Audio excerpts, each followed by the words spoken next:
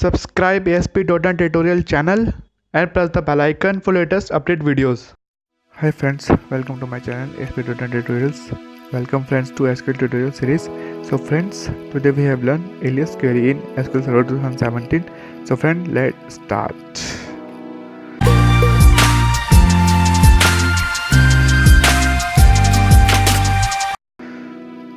So friends, first we have open a DB.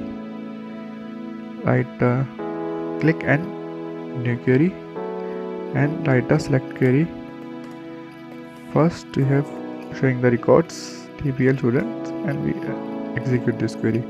When this is my table records, you write a alias query. Select first name. We have write a column name first. My column name first name. First name as a name. Next we have write email as a mail ID and from TBL student. So friend, we have execute this query.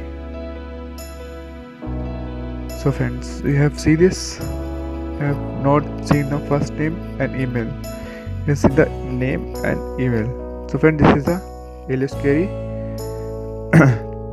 you have to use in the database. I hope friends like the videos. If you like the videos, then please like, share and subscribe, and latest videos update, press the bell icon for information. Like my Facebook page, follow on Instagram and Twitter, and join my Google Plus community.